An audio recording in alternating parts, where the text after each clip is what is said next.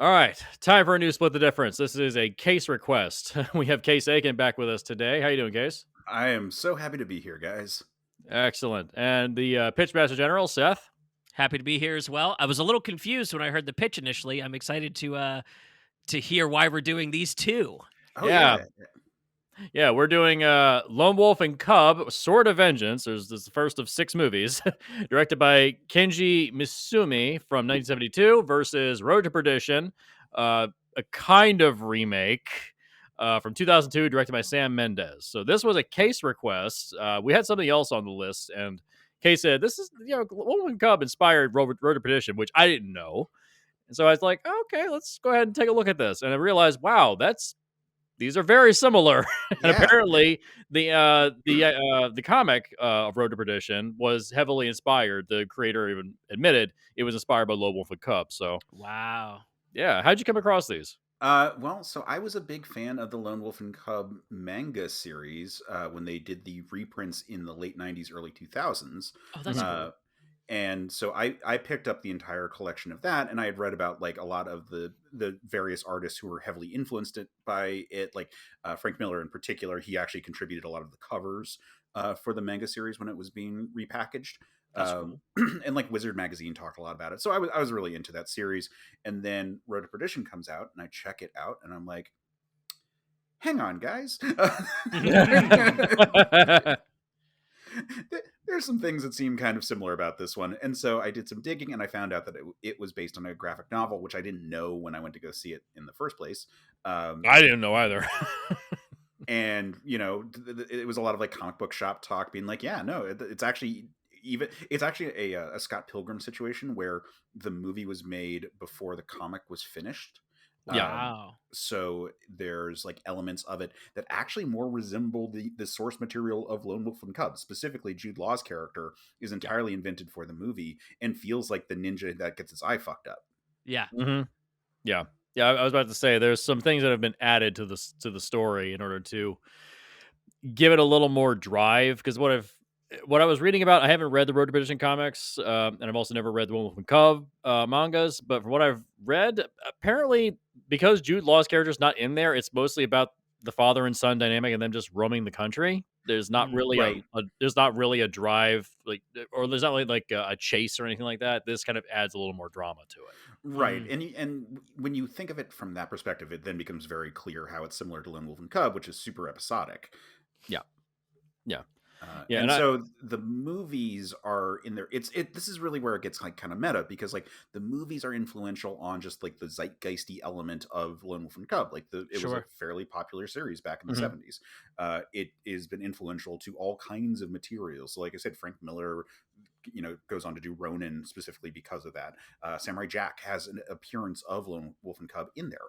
oh yeah, yeah, Usagi Yojimbo, not only has it have multiple stories where Usagi takes on the role of being a character like that, they have a direct parody character in Lone Goat and Kid. Uh, mhm, That's cute. Oh my god. I love a pun. oh, Usagi Yojimbo is amazing. And then we get into the whole element of like how we update samurai like material for a Western audience, and like we get into an Mm. even deeper conversation about this. And so I was like, this is like a perfect fodder for this kind of a show Yeah. where yeah, we have these are both adaptations of the print version of things that were directly inspired by each other. But Sword of Vengeance is a remarkably faithful adaptation of like a bunch of the stories from it, but like the whole mhm, series of movies continues to go on, and it's not one story. It's clearly a setup for a James Bond type figure roaming the Japanese countryside, getting into like adventures. Like it's yeah, a character that goes on. The graphic novels do have a complete story, but it's like 30 volumes. Like it is not a short series. Like it fills up a full mhm. shelf. And so like it's Well, it ain't One Piece. Let me tell you Woo! that. So so while there is a distinct beginning, middle, and end to it, it's super huge. Like you couldn't do that yeah, as one movie.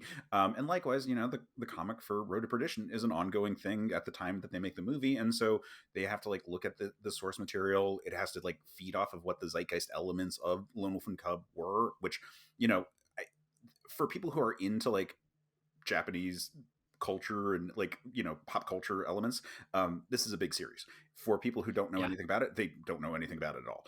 And it's sort of like a funny thing to be like, oh, this is so foundational for this all, and then like see how this like one very specific adaptation takes it and then like integrates it so seamlessly with legitimate American history. The actual history going into Road to Perdition is really good. Like the Yeah. comics is more historically accurate than the movie, and there's like obviously there's deviation regardless, but it's still very much dealing with like actual existing, you know, prohibition era mafia politics. Yeah. Yeah. Yeah. Yeah. And spoilers, both of these movies are fucking gas. Just Yes. so good. Yeah. Yeah. Uh, I would make the argument that I have a slight issue with Road to Perdition. This is something that a lot of the critics said at the time when it came out, Hmm. which is that there's always this kind of emotional distancing I have from the movie. Like, it's a very well-made movie. It's expert filmmaking. It's beautifully shot. Great score, perfect acting. Good old young Superman shows up in here in his first role. I know. Tyler I know. Hoechlin. We have to mention that part. Yeah, it's young Hoechlin. Superman. It's kind of funny. But yeah, I have a problem with Road to Perdition that you always feel like there's just this emotional distancing. I've always felt this with a lot of Sam Mendes movies, even the ones that everybody loves, like what was it? 1917. I love Oh it, yeah. but I just never felt emotionally engaged with it. I'm like, wow, it's really impressive. He did one long take. One long take, sure. But yeah, I've always felt a little bit distance with the material. But that said, I still enjoyed it. Tom Mm. Hanks doing a very non-Tom Hanks role. Yeah. This is Yeah. an odd one for him. Yeah, he has never really played a villain. I mean, I guess you could say he's the villain in this story, sort of. He's definitely an anti-hero. Anti-hero is the only Sure. time he's ever done this. Yeah, it's probably one of his best performances, I'd say. Um, but going back to Lone Wolf and Cub, how long are we going to make it into this episode before we talk about the Mandalorian or Logan? How are we going to do that? Yeah. Well, obviously, there's like clear episodes that are like based on that. Yeah, Oh, we yeah. made it past the 5-minute mark. I'm proud of us. Mhm. Yeah, I mean, again, this is a series that is hyper influential on people who are who are tuned into that kind of material. Like, Yeah. if you are the type of person who likes to opine about how Seven Samurai is better than Magnificent Seven, like you are going to be roughly familiar with like the Lone Wolf and Cub like archetype and like the different pieces that have been based on it. It almost Yeah. feels like these two storylines, this and Seven Samurai, are kind of happening at the same time, but on different sides of the island of Right. Japan. Well, it's kind of like in Westworld when they go to Samurai World and it's like, oh, it's Westworld, but it's on hard mode. Oh yeah, Right. yeah, it's the Westworld on hard mode. Yeah.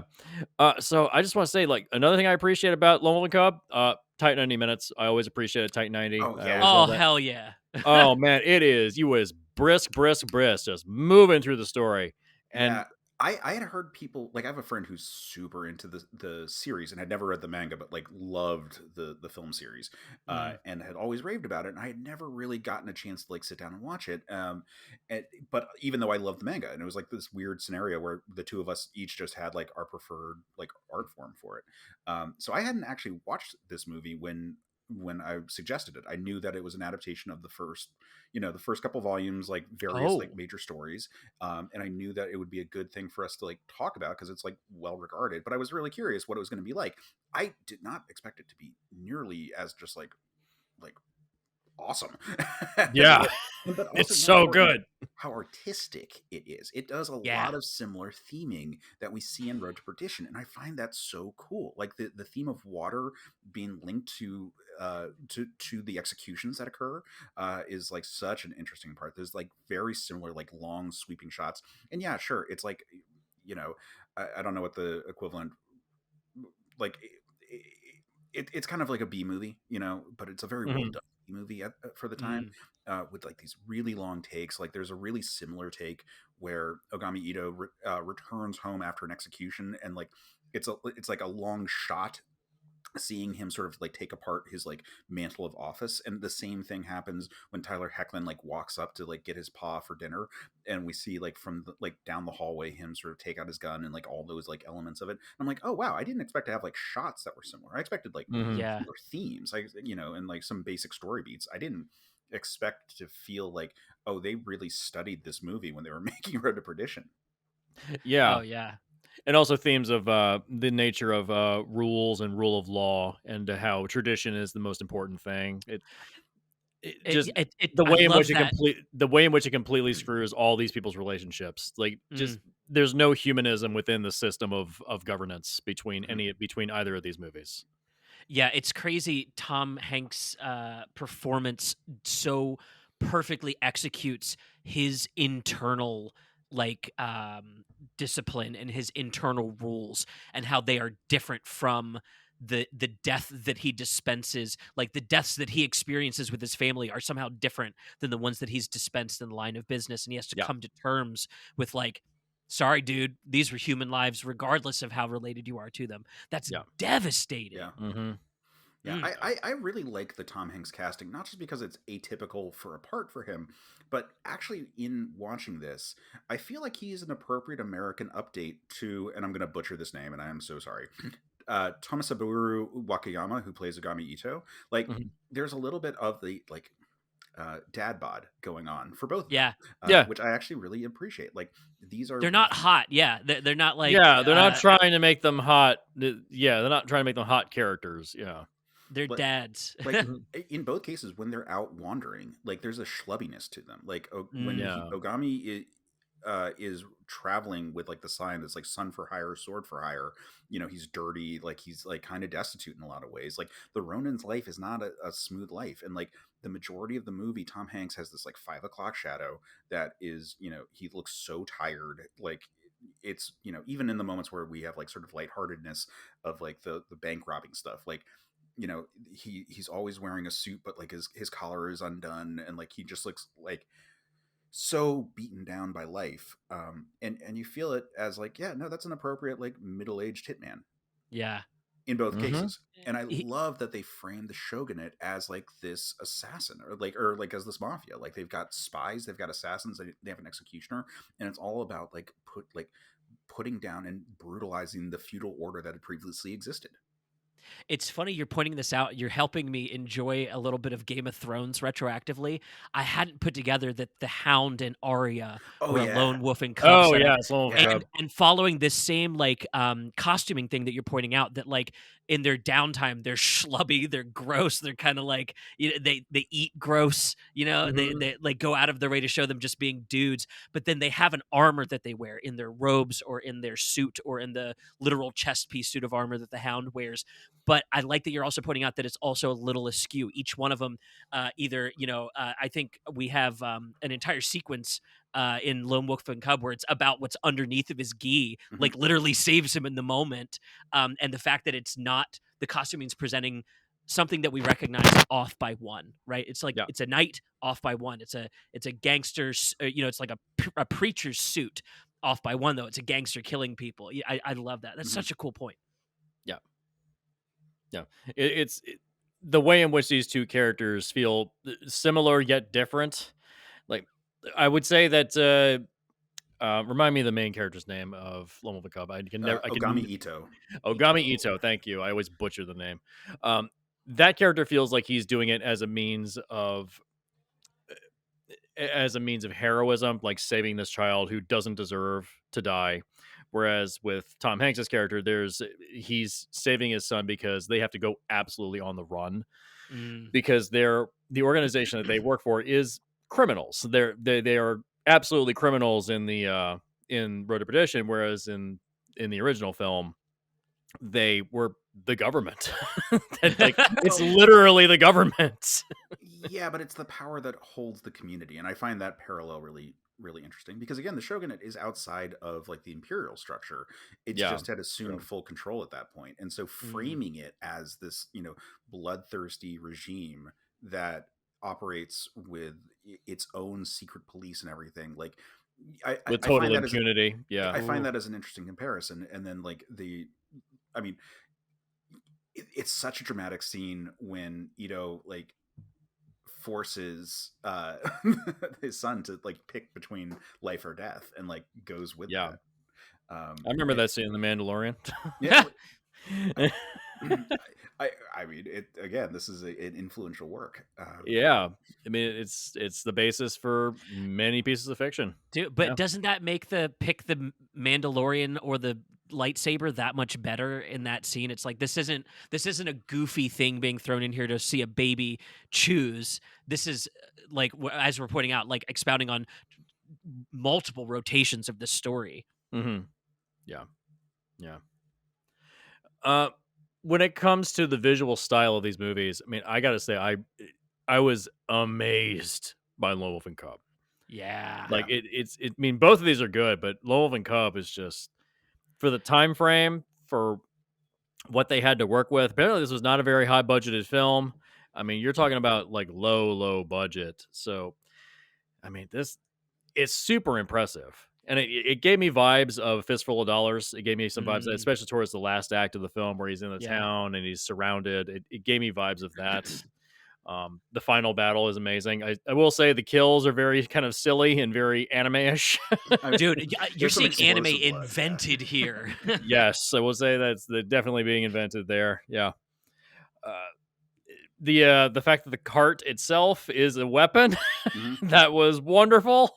I love it. Can I bring up one thing in terms of the comparison between the two movies here, which is that the cart specifically is the mechanical aspect of the Tommy gun that is really emphasized. Like the Tommy gun for Hanks's character is very much like it is his katana. It is like his like master sword and whatnot. But there is this like mechanical component, this like moving of the pieces, the assembly of it, that is like very indicative of each scene where it's like, oh, shit's about to go down.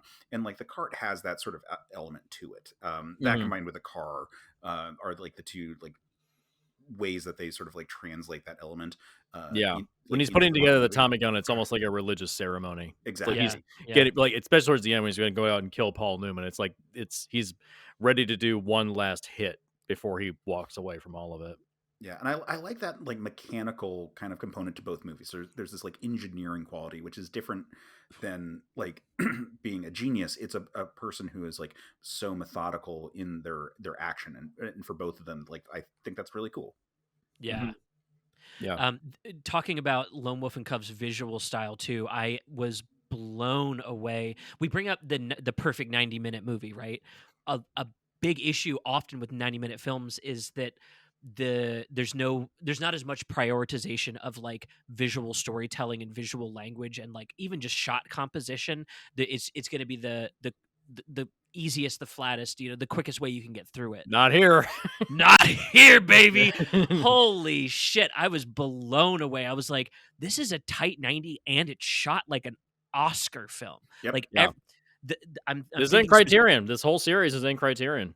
Right. Like I'm thinking specifically of the battle where he gets out into the water and he's standing up on the dam and then they jump down and our announcer is up top being like, that was a fucking mistake because this guy is even better in the water. Right. And the way that they're shooting this scene is like ratcheting tension and, like I said, inventing anime. We're seeing tropes being birthed onto screen. And I got pulled out of the movie for a second. I was like, this is too good shot to be a 90-minute movie. Like this is too well shot. I was just yeah. Let me say this. The manga is hugely influential for later manga, which often got translated to anime. And so when I first found out that the movies that my friend were like raving about were live action ones, that's actually one of the reasons why I held off, because I was like, there's no way it's going to live up to the manga, because the manga is this big dramatic gore fest. Like again, like Gendy Tartakovsky, creator of Primal, big fan of this series. Yeah. Very true. Samurai Jack would have been different had he had HBO's budget and sensibilities at the time. Right. God. That reminds me. Speaking of like rules and how we operate in our societies, this is also Road to Perdition was a huge influence apparently on John Wick as well. I can see that. Yeah, because originally John Wick was written for Paul Newman. This version of Paul Newman, this old, grizzled, over the hill, out of work assassin who's retired. Like this, imagine John Wick with this Paul Newman in the role. Wow. It would have been a very different movie. Can we spend some time talking about Paul Newman in this movie? Like, he's so good. My God, he is so good. He's so good as your evil grandpa who still is your grandpa. Like, yeah, he's a broken old man. Like it is, especially at the end of the movie, his heart is literally being pulled apart for loving these two boys, dude. Like Yeah. what a delivery! What? When Yeah, he yeah, yeah. wails on Daniel Craig in that one scene, god damn, dude. Didn't he get nominated for best actor for this film? I feel like he was. Let me check that real He quick. better have been if he wasn't. Yeah, I feel like he got nominated. Let me take a look. Academy Award nominated. Yep, nominated, did not win. Yep. It won for best cinematography, which I completely acknowledge. This is apparently Completely Conrad fair. Hall's last film. Wow. From opening shot, this like Road to Perdition is incredibly beautiful. Like just him biking against the crowd of people, setting up sort of like his different path that he's going to go on from the majority of the plebs, like to the shot of them abandoning the bike as they leave, or that oneer when he actually goes in and kills Daniel Craig, which Yeah. oh my Oh, god, so good. I didn't get a chance to rewatch. Doesn't it say a with the thing. Just nope. Doesn't commentary. say a thing. I didn't get a chance to rewatch the movie with the commentary this time, but I have watched the commentary before, and Mendes talks about how it's a crane shot up until he gets to the corner of the hallway and then turns and then goes in, at which point the camera seamlessly drops down to a steady cam who follows him into the room, and they nail like even the mirror like angle when he like gets shot, and so that the violence isn't on screen, but we see it's just such a beautiful wonder. It's like like incredible. Yeah. You have your cameraman up on a platform, then you lower it down off the platform, then he steps off. So it looks like it's a crane shot, but it's more of just a guy on a platform looking down. So, and anyone who's worked on a set will tell you adding a mirror into a shot, especially a like long wonder shot, you are asking for trouble. You are asking for too many takes in the day. And so because it's such a perfect visual metaphor, like they're literal parallels to each other, right? And then as we see Daniel Craig exit, it is only in a mirror. It's literally only as an opposite image. Yeah. We don't see the camera in the mirror, do we? No. Yeah, there you go. It's that good. Yeah. Now you just digitally delete it, but that at the time, 2002, they weren't doing that very often. So, but yeah, it's very similar to how the original script of John Wick was actually going to play out. He just shoots the bad guy from a distance, and the guy dies, and that was the end of it. Like completely emotionally disconnected. They changed that for the movie because they had the awesome sequence where he just blows up all the trucks, storms in there, kills everybody, and it's awesome. It's very, very, very similar. So, but yeah, I hadn't revisited Road to Perdition in, God, I want to say like 15 years. I actually remember renting this from a video store. Remember when we had those? Yeah, that dates me pretty well. Yeah, I remember renting it and I loved it at the time, but again, I felt it was disconnected. I was like, I'm enjoying it, but I'm a little disconnected. It has grown on me a little bit because there's one scene that stands out that I love. It's the scene where Tom Hanks and his son are talking at the table and he's reading through the papers. And he just says to his son, well, what do you like? It's like, have you never spoken to your fucking kid? Like how disconnected he is from his own family. And they finally have a father-son moment. That one scene, I was like, okay, there's a pulse in this movie. It's in there. It's just, I wish we had more of those scenes. I love when the kid asked for money and he's like, could I have gotten more? You'll never know. You never know. Yeah, that was great. Yeah. When this movie is lighthearted, it gets there where it's like exciting to like be on the run in this like Bonnie and Clyde kind of like, adventure. Back when you could pretty easily get away with it. Yeah. And this is early in Sam Mendes' career, right? It feels like This is the first thing he did after American Beauty. Right. And dude, American Beauty, what a great fucking out the gate movie to go with too. Yeah. Has not aged well, but damn, it looks good. But my point here is he's really channeling like Spielberg by way of the Coen brothers. It feels like it oscillates between a like Spielberg period piece, and then it'll swing over to that like Coen brothers just off territory, just to drive home that these guys are the outside of society. They are doing this in the secrecy of their homes. They're not like presently out in the streets about it. Yeah. I love that. Yeah. Compare that to Lone Wolf and Cub, where they're in the town at the hot springs, and it's it's all criminals all over the place. I will say that did bother me a little bit, the amount of sexual assault that happens in Lone Wolf and Cub. The that was a 70s was little obsessed with that, man. that was a little over the line. I was like, it's 72. I'm let it go. It's It's 72 fine. and it's Japan. And so it Yeah. there's like a bunch of Right. things in this movie that just like do not feel good from a modern Western audience. And I just don't know which part is the source of the being regressive. Like, is it a East versus West thing, or is it like a time thing?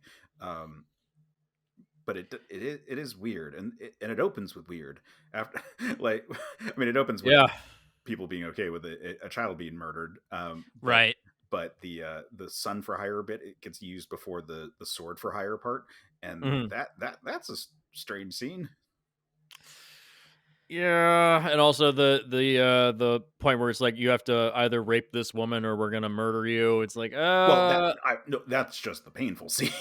yeah, Yeah. that's probably the worst scene. It's like, Yeah. oh, and then she's like, I understand why you did it. It's like, no, I just kind of got a little weirded out right there. I was like, oh, It's almost like you can see the idea of we really want to push like the boundaries here, like we really want to be taboo and push things as we understand things in the 70s, and then they also feel like they have to explain themselves to like get out of these situations, to be like, oh no, actually she respects this decision, but we also wanted to get like sex into the movie, and so it's really at odds in itself I, when it gets to yeah. I those will say moments. that scene Is that in the it's manga? 100% in the manga. It's Oh yeah. Oh, when we got to that scene, I was like, oh right, that's like the third chapter.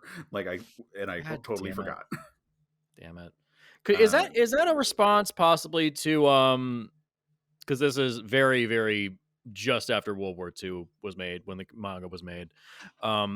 Is that a response to something like the rape of Nanking, where the what the Japanese soldiers did to the Chinese when they invaded? Is that what that possibly is a response to? Like, hey, look how awful they were. It's like, is that possibly what it is? I don't I'm not going know. to describe it. Just go to Wikipedia. I'm not entirely sure. I also do want to note that the manga came out in 1970, so it's not like that immediately after. Yeah. Okay. But I don't know if that, I don't know that much about the influences like going Yeah. that far back. I Yeah. know more about the impact of Lone Wolf and Cub than I do the source of Lone Wolf and Cub. Yeah. Yeah. Still, it does feel like there's a response to, hey, let's show how awful uh Japanese, you know, bandit culture actually was. Let's show how Mm. awful it was. Like, I mean, great that you can do that, but you can do it without showing rape. You know, even Kurosawa didn't stoop that low.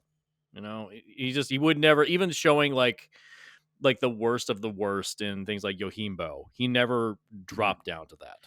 See, I almost see this as like a response to that era of like oh, actually we're going to be harsh and we're going to show like it, kind of like the how rough comics got in the 90s when everyone wanted to go as dark as they possibly could for Post the just Dark Knight Returns, hey, how awful can we make our characters? How yeah, just to gross and see if exploitive. they could. It feels like it's in a conversation with that era to be like, oh, you guys were sanitized and everything's perfect, and we want to show the ugly stuff. Like Yeah. I understand the artistic drive, and I condemn the aspects of it that we've learned about as a society.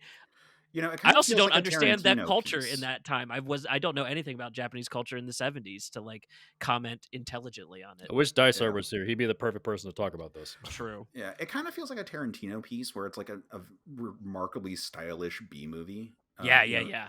Like Yeah, the it love of a does have grindhouse a style yeah. with like the over the top like squib action, like like when Mm. blood sprays, it's like this thick red, thick bright red that like gets everywhere. Like Well, I Have mean, you guys they had that in Kurosawa films. I mean, like go right, back to Yojimbo, it's like it was still there, you know. but it is, I feel like, more indulgent. I mean, the fact that we get into the whole sexual assault thing is like, well, right. let's see how much we can like Yeah. push it while at the same time still having that the extremely effective camera work and story structure. Yeah. Yeah.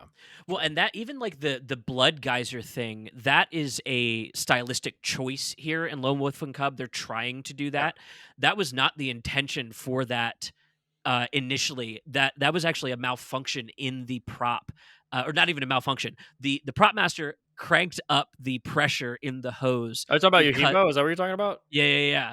That was a mistake? I didn't know that was a mistake. Well, the director told him he wanted there to be a lot and was not clear what that meant, and he was really worried that the pressure in the hose was not going to result in what they wanted, so he cranked it up 4 times over, not knowing it was going to cause a kink and like spray. And then Oh. after the take, Kurosawa said, "Perfect, moving on." So it was like Wow, not so- intended to be that way, but because it came out that way, they just ran with it. So blood geysers are a result of a mistake. And they look dope as fuck. That's awesome. You learn a new thing every day. Well, and then this is a movie that revels in that. Like this, you know. Yeah. Like, Oh, and yeah. the manga is as well. Like the thing is, we're talking about a massive series where the arc of the character is how much blood can he go through until he finally gets vengeance for the death of his wife. And it's like Yeah. so many bodies until he's finally dealing with like, because once he's out on the road, it's not like it takes several volumes before he's like actively dealing with like the ninja clan that fucked him over. So it takes a long time before we even are mostly dealing with the people he has the blood debt against. And so like that's why this, you know, it has to, there's so much flashback going on here because we have to fill in all the story that like in some cases we didn't even see at the very beginning. So we're filling in all this stuff here to sort of like set up this character and be like, yeah, he's on the demon's path. He's like going to swim in blood until he has his vengeance. Which I find like fun that we sort of compare that rather than blood with money when we get back over to Road to Perdition in that. Yeah. I mean, technically it is blood money because it's the mom's money. Right. So, yeah. Also, you just triggered something. It's like you said blood debt. And I was like, oh, yeah, John Wick. There you go. did it again. It's like, yeah, again, this is just swap out the kid for a dog. It's John Wick again. So, yeah. Going back to Road to Perdition real quick. I want to discuss the score of the film and how this got nominated for best score. And rightfully so. It's an atypical score for such a brutal movie. Yeah. This is especially the scene where Paul Newman gets killed and all of his crew, like all the sound just drops away and it's just the score. Yeah. That is such a masterful move too, isn't it? Yeah. To like not have an overwhelming amount of gunshot sounds, but to go to score instead. Wow. Right. The only spot where we really get the gunshot sounds is when he finally kills Paul Newman. Yeah. You know, like that's the kill we care about. Like he's killing his father at that moment. Yeah. Yeah. Wow. Yeah, I remember commenting on that while we were watching. I was like, "What a bold move to say, no, this is the action sequence you've been waiting for. It's not about the action, though." Yeah, reminds me of that bit in Lord of the Rings when in Return of the King where Faramir is sent to go back to Osgiliath and all the orcs are readying their bows. When the main orc says fire, you don't hear it. You just see his mouth move. It's like, oh, that's harsh. Like, yep, you know what he said. Yeah. Just removing, like, I think that's something that a lot of filmmakers have kind of forgotten about now is that they use an overwhelming amount of sound. Yeah. You know, your Michael Bay's, your Zack Snyder's, like, oh, just put more on the audio track. It'll be great. It's like, no, just there's that Every Frame a Painting video, the sound that was at the sound of silence and how how silence is critical to storytelling. Both these movies perfectly execute that. Yeah. Both of them. Like the unfortunate scene in Lone Wolf and Cub where he's going to rape the woman. The sound just kind of goes away. And thankfully, we don't hear anything. Yeah. We don't need to. We don't need to.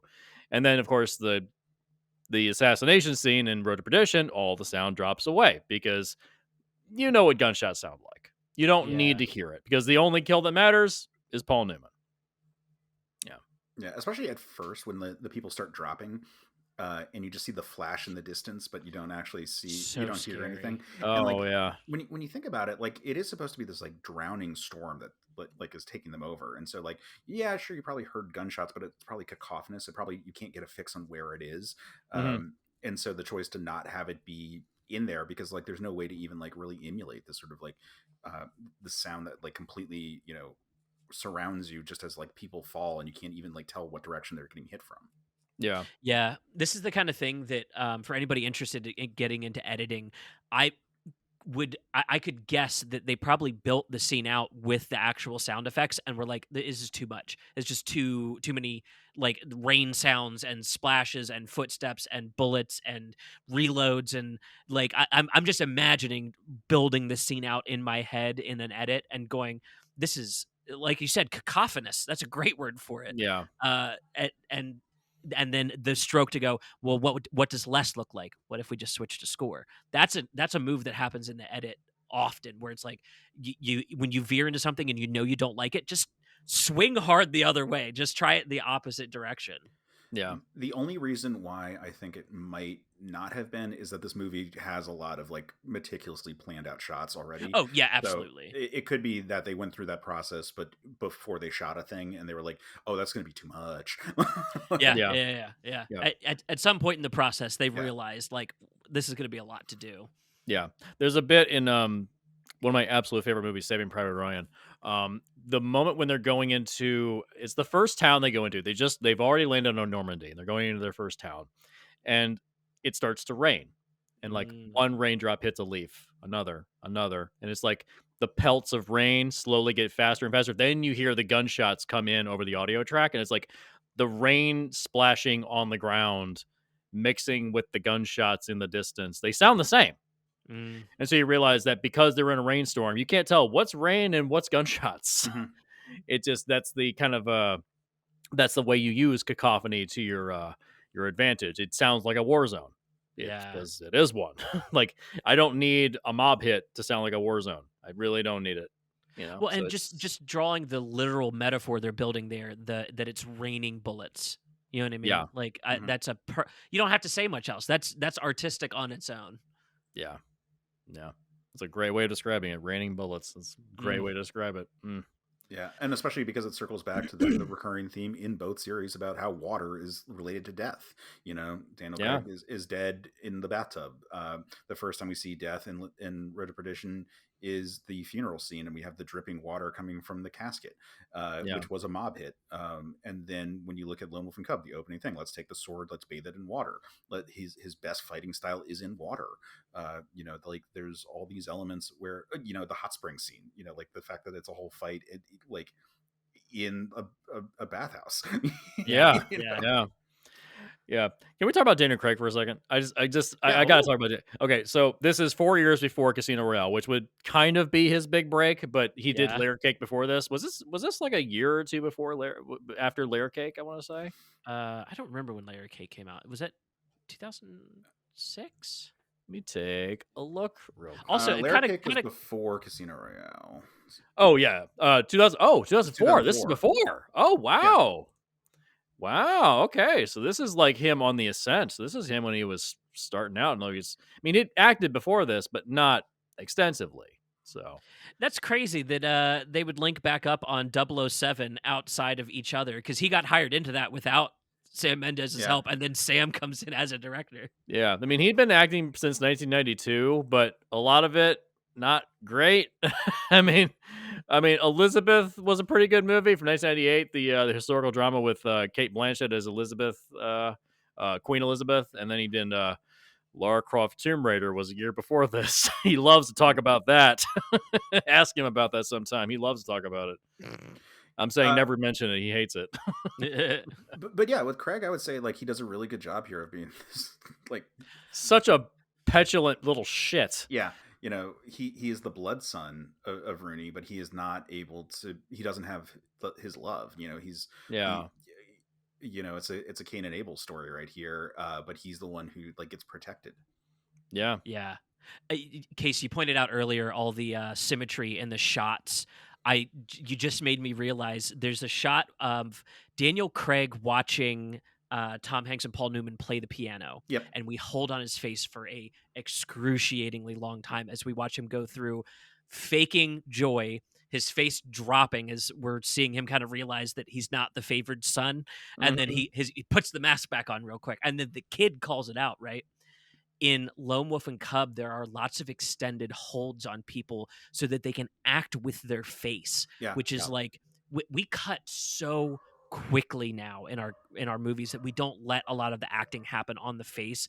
And so it's so cool that they even both of these movies grabbed that Yeah. to like, oh yeah, let's just hold and let the acting kind of come through these like long. Tom Hanks's death, we hang on his face for a long time. Yeah, yeah. Well, Oh, you mentioned the piano scene, and there's the sequel scene to that, which is right before Daniel Craig betrays Hanks. Like there's the shot; it lingers on Craig in the foreground, and in the background, like Hanks goes off with Rooney, and like Rooney has his arm over him, and they turn into shoulder angels. right? Yes. Yeah. And it's right after he got like yelled at for like I would like to apologize, but like so we're talking about such a we're just like in his head at that moment, and the shot just like lingers long enough so that like you see how it is also fucking hysterical. Yeah. And Seth, you were mentioning about acting with your face. That triggers something for me. Is that I saw an interview with Martin Landau recently. Now, pass on Martin Landau. He said a great actor doesn't try to act. A great actor withholds emotion. How effectively can you not show your emotion? Like, in terms of like nobody just outright just breaks down and starts crying most of the time. Like, you ever see those Oscar bait movies where like somebody cries like 10 times in a movie and they're like, that's going to get them their Oscar for the year. It's like, and it never works. Whereas you look at something like this, he's trying, like Daniel Craig in that scene is trying not to lose it on his own father. He's trying not to break down in that scene. He's hiding and masking the emotion in the scene. Yeah. And it still kind of slips through. That's a sign of a good actor. The opposite end of the spectrum is like a Tommy Wiseau. No, yeah. They overact. You're so dead on. And a lot of like directors and actors know if you try to act like what the presenting emotion is, it's always going to come off fake. It's always going to come off a little forced. And like you're saying, Jesse, if instead you try to like hold it like that's how I get actors to laugh naturally in a scene where I need them to laugh is try not to laugh. That's the direction. Because if you tell someone not to laugh, they're going to try to hold back laughing, and suddenly you have the most genuine laugh that you'll get out of them. Act in the opposite direction. And I also love you're pointing out here. Both of these are very patriarchal movies and stories. These are father-son relationships, right? And that comes out even in the acting where it's about men not talking about their feelings. Just hold all that shit in and shove it down deep. And so many of these issues interpersonally are caused from that. It all feeds into each other.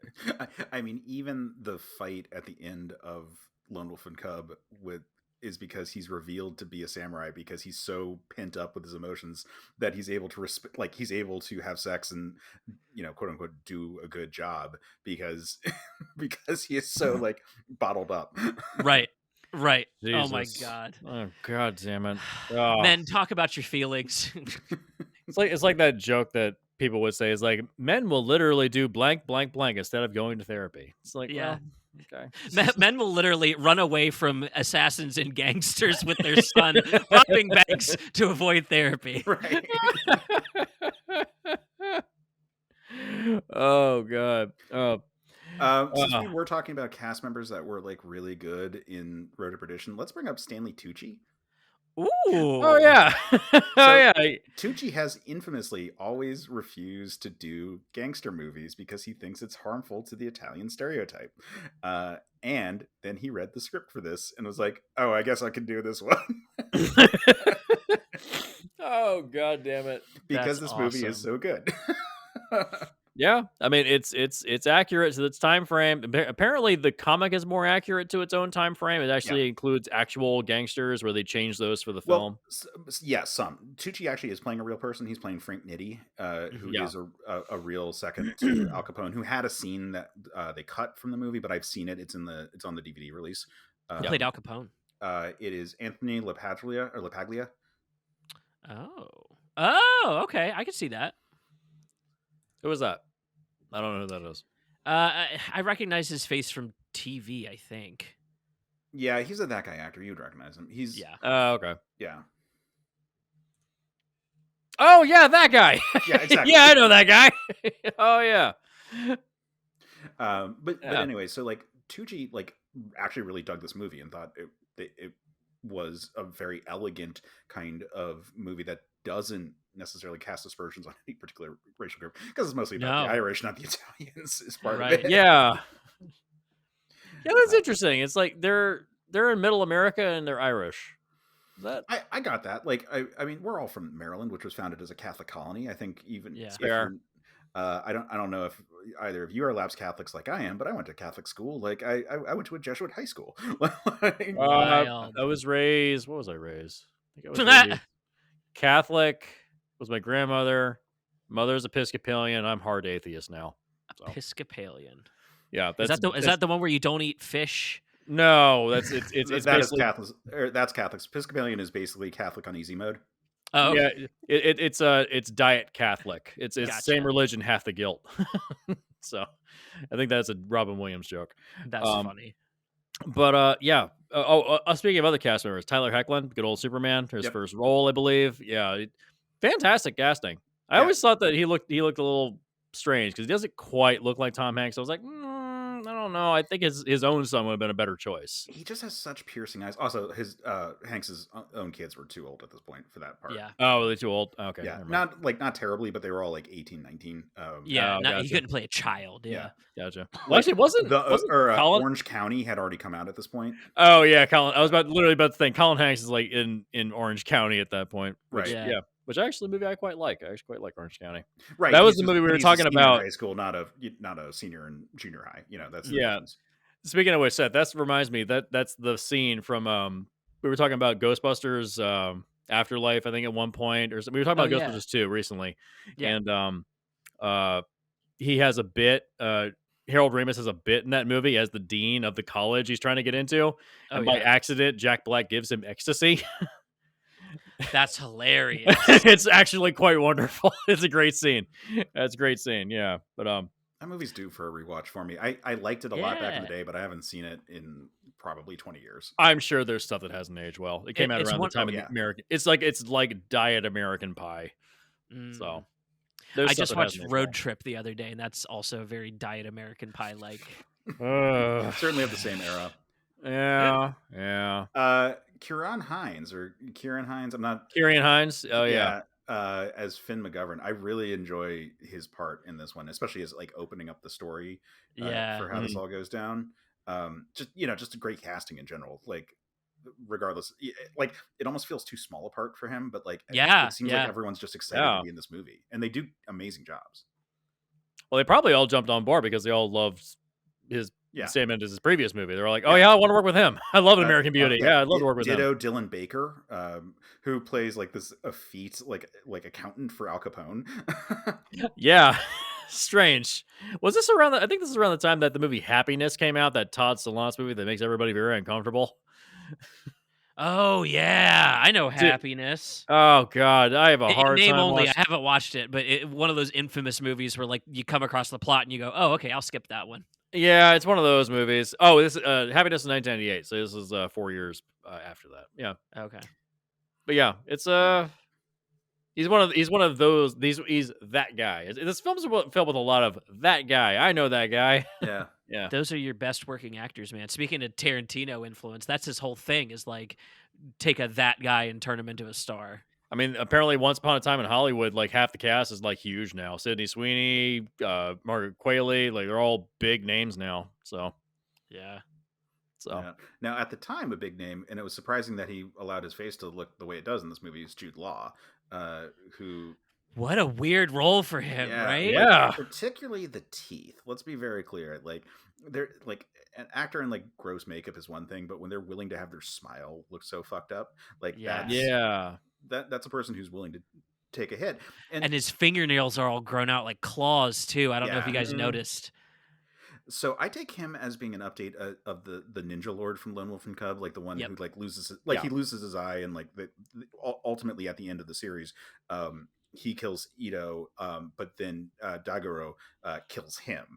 Okay. But it's this moment of like he embraces him and he gets stabbed, and it's just like because they've come to respect each other so much over the course of their blood feud, that he now sees Daigoro as like his own son. going forth and all this. So it's like, it's kind of a combination of Jude Law's character with Paul Newman's character to a certain degree, but Interesting. Yeah. But I see him as like, because he's a hitman and he operates within like sort of frameworks with the law, because he's like buys off like the cops so he can like take pictures of the crime scenes, so he has like police informants and so forth. Like he really feels like that shadow network kind of killer in a way that is different than Hanks, who is a very like oh, Mike Sullivan's here, we're fucked. Yeah. Yeah. I will say that scene where he goes into the club and he hands him the note that he doesn't know what it says. That's probably the most tense scene of the movie. Yeah. Boy, oh boy. Damn. Kill Sullivan and all debts are paid. It's like, oh, wow. How about that? And I like that's a good scene setting up, like, not just with the Tommy gun, but like just in a general situation that Mike Sullivan is so dangerous. Yeah. Like, even when he doesn't have a gun. Mm-hmm. Yeah. Like I said, this is He's the a inspiration for specter. John Wick. He can literally use anything as a weapon, even a pencil. This was the John Wick inspiration. This is what it was. Some people are just good at killing. Crombopulous Michael. Here I go killing again. God damn. I just love killing. I just love killing. God. Well, another thing I wanted to bring up is that since we've kind of gone over everything in these movies, I did afterwards. After rewatching Road to Perdition, I did throw on Logan again because I was just like, I'm just gonna throw this on just to see, as I hadn't watched it in years, and I forgot how miserable and depressing that movie is. Boy, man, they really rub your face in the mud in that one. it's Yeah. it's Well, like that movie- opposite nostalgia. It's like, you don't want to remember this, do you? No, you don't. I find that a really beautiful movie, and there's like a line in there that I think is the best Marvel is ever going to get at like the kind of morality we're talking about in these other two works, where he says to Laura, "You're going to have to learn to live with the killing," and she goes, "I've only killed bad guys," and he says, "Still, yeah." Like there's that moment that like, yes, like if you're the best there is at what you do, but what you do isn't very nice, like you're gonna have a lot of not nice memories that are just gonna be like haunting your head for a long ass time. And like that's what both like Ogami Ito and Mike Sullivan go through in these movies, like and ultimately it's the spot that I find interesting, and I think we should actually talk about the Tyler Hoechlin into the movie where he can't kill where he can't kill Jude Law. Which is not in the comic, as far as I'm aware. He does actually shoot the guy in the comic, or shoot someone. And again, in the manga, like that is also how it happens. So like it's just a scenario of like them making the decision that like they didn't want to have this character live with that kind of guilt, because that kind of guilt is just going to continue and fester. And like no matter what, like if you go down this path, it is going to mark you forever. Yeah. Well, and that was ultimately Sullivan's hope, was that his son would not be like him. And like a big reason why he doesn't know anything about him and kept them at a distance was to protect them from the nature of what he did. Yeah. And so I like that it gives him like that. That's why it's hard to call him a bad guy, and like anti-hero is probably better. He even swings close to almost being a good guy, just for his internal code is so obvious. Yeah, I think the tagline for the comic was "A bad man and bad father learns to be a good father." Oh, that's cool. I like He's still that. a bad man, but he becomes a good father. Right. Yeah. Okay. Right. Nice. Yeah. But it's I think that the element of Logan is that it's much more obvious, I guess you could say, because it is Marvel. They're going to make things a little more obvious. Like it's a little more under the surface with Road to Perdition and Lone Wolf and Cub. Like it's there, but you really got to kind of these are not movies you can dick around on your phone. These are movies where you pay attention, you watch the whole thing. And I miss having films like this where it's like, yes, turn your phone off, don't fuck around, just enjoy it. And they're so inviting to get sucked into as well. Like it's if you're not connecting with what you're watching, not even worth watching at that point, right? This is not a throw in the background movie. Yeah, right. It's like every piece of shit that gets thrown into Netflix at this point. Like what was that movie that came out recently? Atlas. It's another. The best review of that thing said it's a movie you throw on in the background while you're doing your laundry. Like, we don't need more of those. We don't need it's just they're meant to fill an algorithm. It's like, "Oh, it's meant to fill an algorithm, make some money in advertising, move on." I So, will say I did try an experiment with Road to Perdition. So I did my rewatch of it fully and just like loved it because I love this movie. Mm. But then later, when I was doing a bunch of work around the house, I actually did sync up on all the different TVs throughout the house because my wife was away. Road to Perdition playing on I think it was Max on each of the That's different cool. screens, That's so I could cool. I could be like doing laundry, going like upstairs, and it'd be like, oh, the same scene I was watching is like playing out now here, and then like go up one more stairs, like fold the clothes, like put like put stuff away, like go back down, make some dinner, and like the movie was just playing at every space. So it was kind of a background movie, but it was also kind of this like all-encompassing experience for this movie. I heard that happen before. I was like, I would work out at home, and then I would be watching movies while I'd be working out. And I remember one time I had what was that? What did I have on? Pacific Rim. And I was like, I was working out, then I just kind of stopped and just kind of sat because I'm like, I love this movie so much, I can't just turn away from it. It's like I Yeah. couldn't help it. So it's one of those movies, you know, probably not the best example, but it's one of those movies where I can't. It's so beautiful, I can't look away from it. Yeah. The Right. sequel, I can absolutely just like throw it on in the background. I don't fucking care. Well, yeah, Uh, because like the first one is the one that has some heart, nuclear heart. Yeah, the second one was made because we had the rights. Yep. Yep. Yeah. But So, I think it's fun, but turn your brain off fun, mm. in a way that the first one is fun and just truly a good movie. But yeah. circling back to these movies, I want to thank you guys again for letting me come on and bring these because I think it's such a fun, meta analysis of two movies because it isn't a direct here's a remake of this movie, but Yeah. Right. it is a scenario where this property that is so influential. Pardon me. This property that is so influential and so inspiring, specifically inspired a work that then had a derivative adaptation the same way that happened for the original. I found it such an interesting juxtaposition for the show that Mm. I had to bring it because uh, like I said, Japanese culture, like samurai epics, have been adapted to all kinds of stuff over the years. Like fucking Star Wars, like with the Yeah.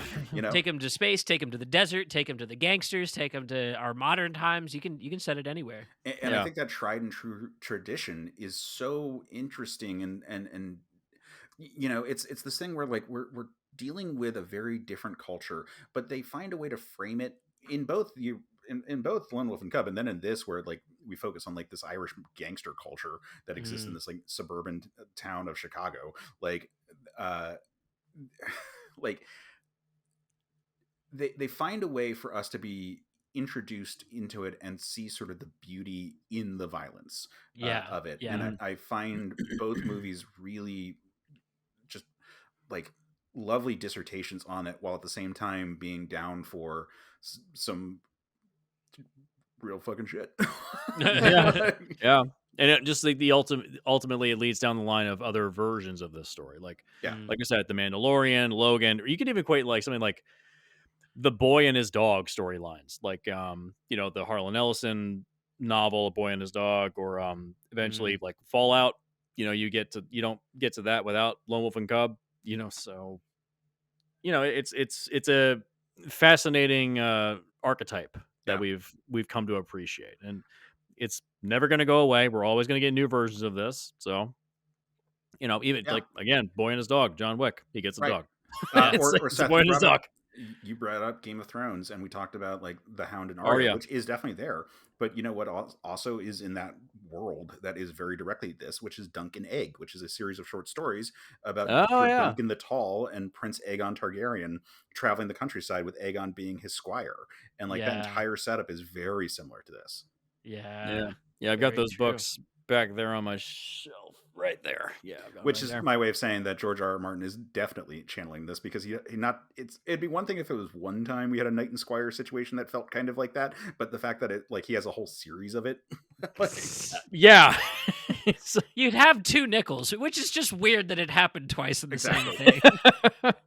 it's all good, guys. I'm sure he's finishing that last book real soon. Well, regardless, he's a fucking nerd, so he's Oh definitely yeah. the target audience for this movie. Right. Right. Oh yeah. Yeah. Yeah. So yeah, I appreciate it, guys. This is a fun one. I had a good time Dude, with this one.